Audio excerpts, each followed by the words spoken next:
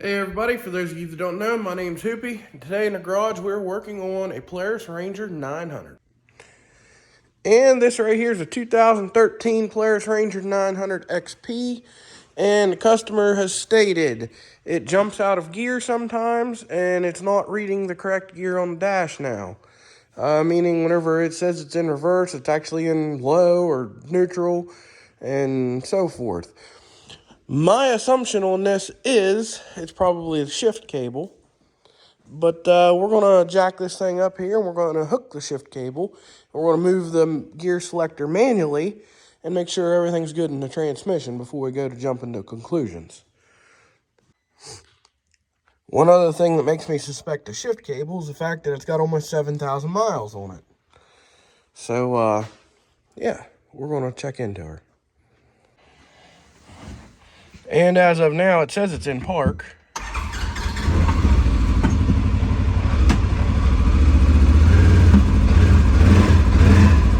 And it actually popped into park, but it started to move in reverse whenever I started it.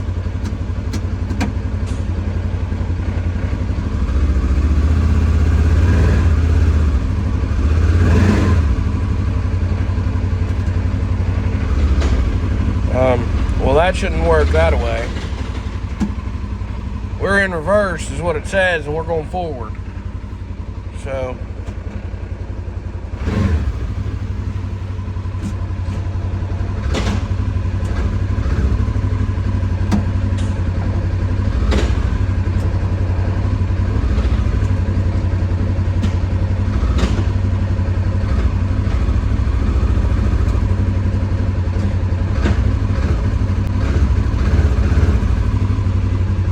well, we'll tear into her.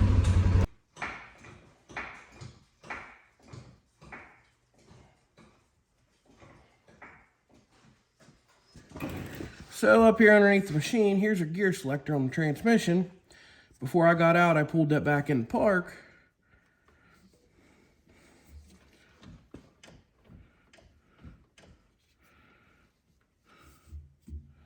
I can't tell if it actually went in or not. All right, let's get that cable off there.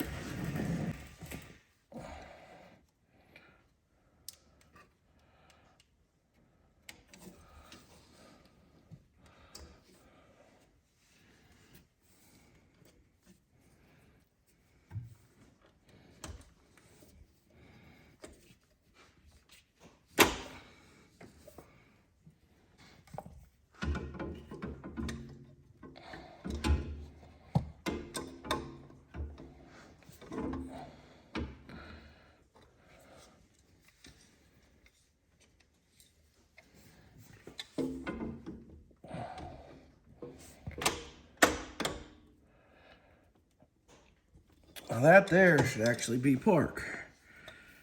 Right? I believe. Or is that high? I think that should be park. I don't know. Let's get in this thing. Now that I've got it clear up there in the front position, and we'll see what the dash says and see if it's actually in the correct gear.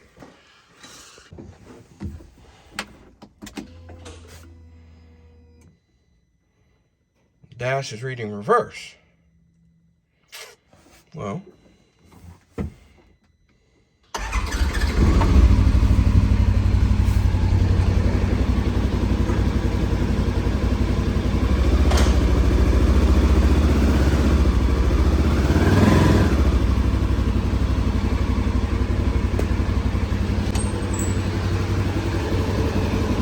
we might have bigger problems.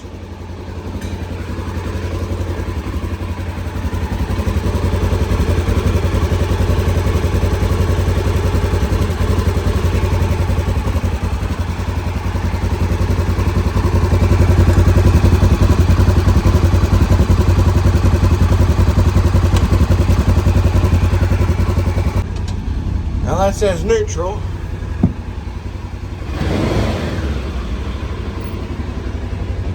But we're going forward.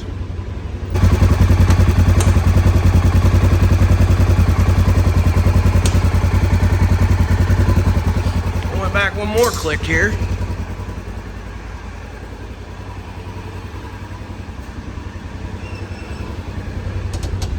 Now it says we're in low.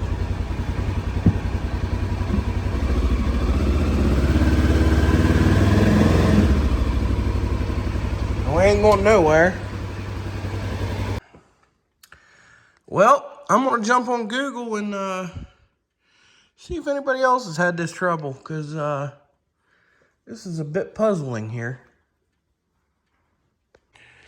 All right, I was messing with this thing just a little bit off camera, and I put it in reverse, and I got in there and I hit the gas, and it was acting like it was trying to do something, and I stomped the gas once, and nothing wanted to move, but the clutches were trying to engage, and the belt started smoking because of it. So something's locked up in here. Before I go too much farther, I'm going to pull the drain plug on this transmission. We're going to see how much metal comes out of it, or if there's even any fluid in it.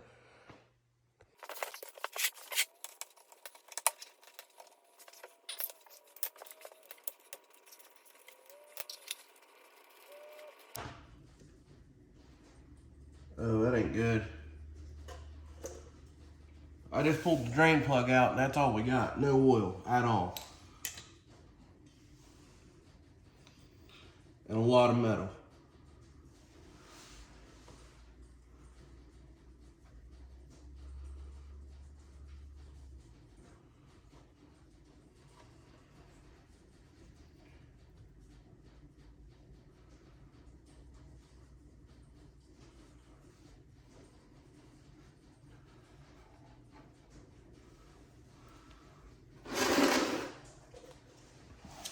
Well, we might have found the issue.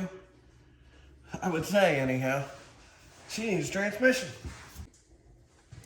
So considering I could stick my fingers up in there, and the top of them would stay dry, with no oil, and, well, how fuzzy that, drain, oh, that's even worse than what I would say we're safe to say it's going to need a transmission. All right, quick little update. Called the customer. He said, go ahead, we'll try to figure something out about replacing this transmission. And I called around. So I called Polaris. And Polaris is telling me that they've discontinued this transmission, and they've started a case with Polaris to ask them what we need to do to actually get one that fits it. I'm going to assume that they probably didn't really discontinue it. They used this transmission from 13 to 16. 17, it did something different. Probably the same transmission, they just changed something inside so it didn't break like this one. But our other options are Rev 6 offers a rebuild service for $2,500. You have to send them your transmission. Or Super ATV. You can buy a heavy-duty, fully brand-new transmission that's built. You can even get gear reduction in it if you want. So, I'm going to wait for Polaris to call me back, and then we're going to figure out what we're going to do here. Hey, everybody. It's been like a month almost since we've been on this. But looky right here. Look at this thing here. Polaris finally came through. 2 of these left in the U.S. And they came through and found one. Let's see if I can get it open. Look at that right there. Brand new. Transmission. So, that unit right there is for this Camouflage 900 right here. And we are going to be swapping it out. And we're going to tear that one apart and see exactly what went on inside it. Alright, finally back on this girl. Just finished that one up. Let's dive into swapping this one out. And we'll figure out why this one's all jacked up.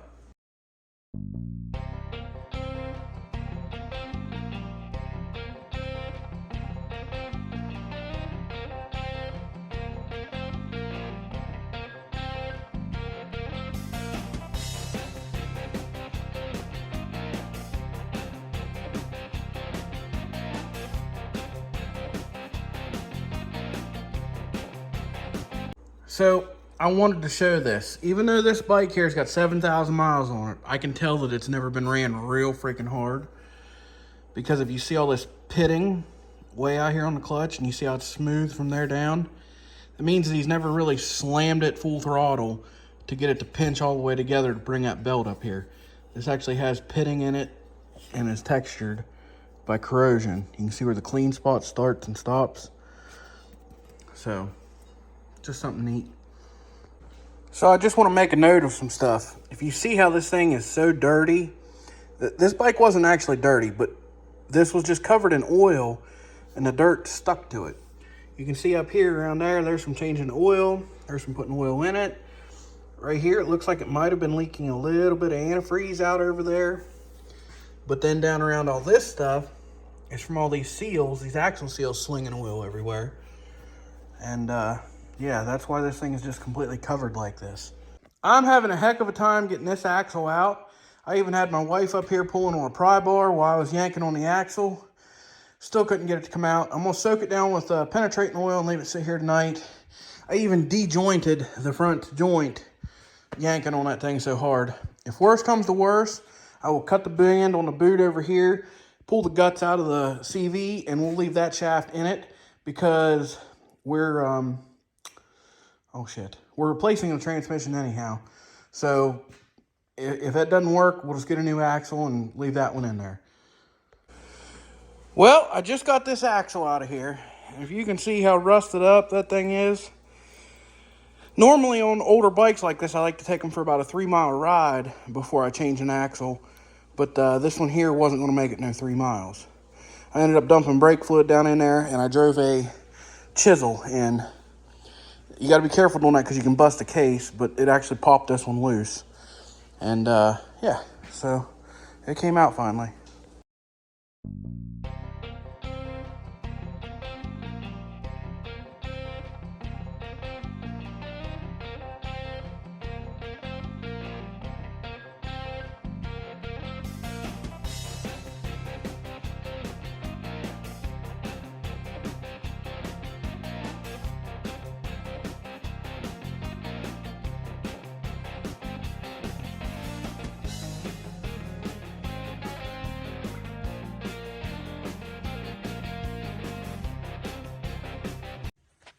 All right, we got her out of there. So now we need to get the new one, see what all we got to take off the old one and put onto that one. All right, this transmission's all but complete. 3 things, 3 very small things. 1, vent hose. 2, the bolt right here for the shifter. And number 3, not 2, 3, is the washers, the spacers that go on here for the secondary clutch. That's it. Everything's on it. Solenoid's different than this one. This here's got the, I don't know, the flat sides on the big outside. This one here is round with the, must be an updated thing or something. I don't know. But, yeah. So just slap them things on there and we're going back in.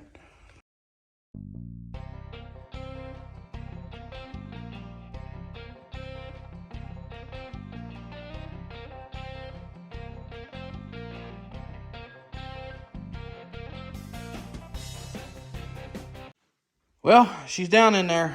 I'm going to go ahead and bolt everything back together. I'm going to make her watch me do that, and I'll show you what we got when I'm done, and we'll move on. All right, there we go. We got her all diddly done there. There is. Boy, this transmission sticks out like a sore thumb in here, being all shiny and new, but it looks good. She's all buttoned up. So now we'll take her for a test ride here in a second. All right, well, so far it's 100 times better than what it was because we've got reverse, clearly. There's low.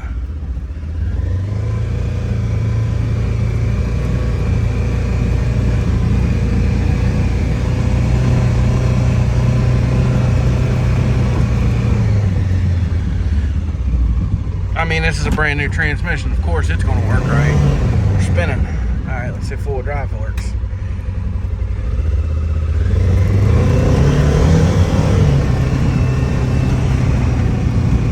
Well, I would say this machine here is taken care of. We're good to go on it. All right, let's tear this one apart.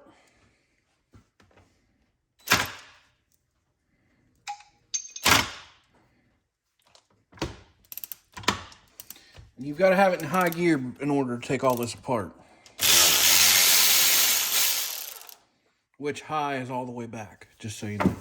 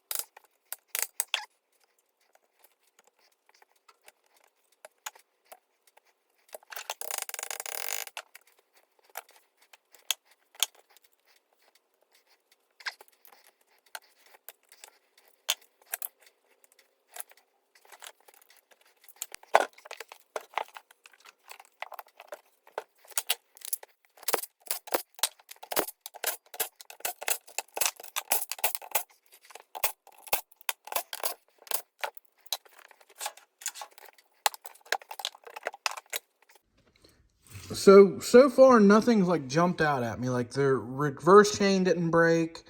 I haven't noticed anything like severe. Like I haven't seen any missing teeth on a gear yet. But I have noticed that these gears up here, you can see, are completely dry and have been. And then like this bearing, it's catching. It's got catches in it.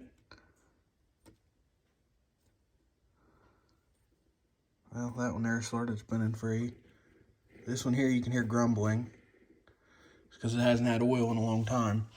But then down in here, on that, you can see how much wear is in between those two plates. And there's a lot of metal around it.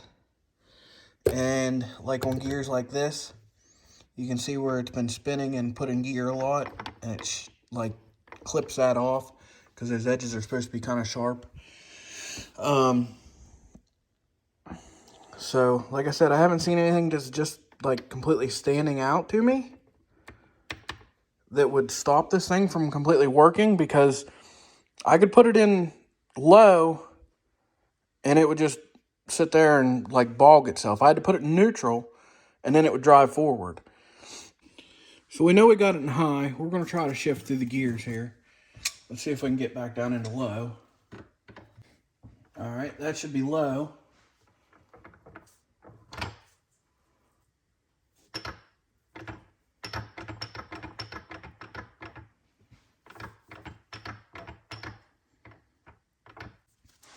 I'm guessing it's due to the fact that because this had no oil in it, these shift things are like spaced out pretty far against that.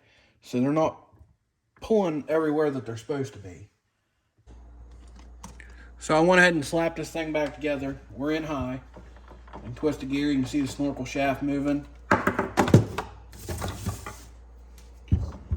Okay. So the next one up would be low.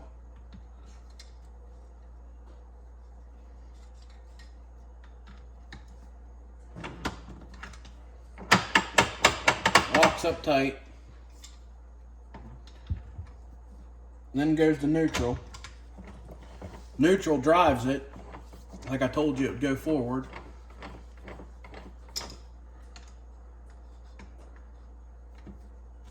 That should be reverse, locked up tight.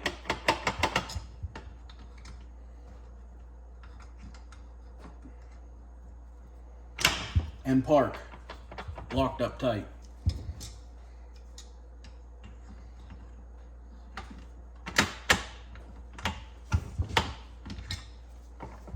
So my guess as to what went on here is those shift forks. They've got enough play in them that it's trying to put it into two gears at once.